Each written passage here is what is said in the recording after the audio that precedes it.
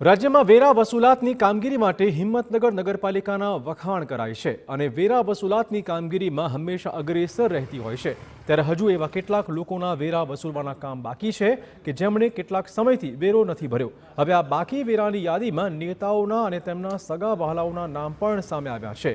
એક તરફ પ્રજા વેરો ભરતી રહી અને પૂર્વ એમએલએ અને નેતાઓના સગા સંબંધીઓનો જ લાખોનો વેરો બાકી બોલે છે, જે મુદ્દે પાલિકાએ હવે કાર્યવાહી શરૂ કરી છે અને બાકી ધારકોને નોટિસ ફટકારીને વેરા વસૂલાતની કડક કામગીરી આરંભી દેવાઈ છે।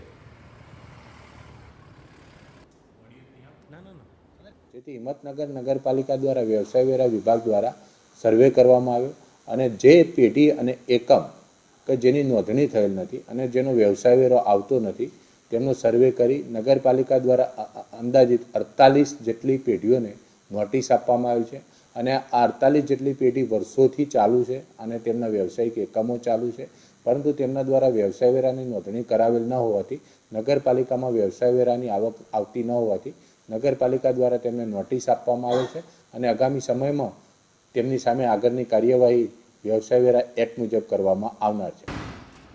તો આ બાકીદારોમાં પૂર્વ ધારાસભ્ય રાજેન્દ્રસિંહ ચાવડાની જ 2 પેઢીઓનો વેરો બાકી હોવાની વિગતો છે, જ્યારે તેમના ભાઈ દિગ્વિજયસિંહની પણ 2 પેઢીઓનો વેરો બાકી હોવાની વિગતો સામે આવી રહી છે। ત્યારે હવે પાલિકાએ પગલાં ભરવાની નોટિસ ફટકારી છે। જો હવે બાકી વેરો ભરવામાં નહીં આવે તો નિયમ અનુસાર આકરી કાર્યવાહી પણ કરવામાં આવશે।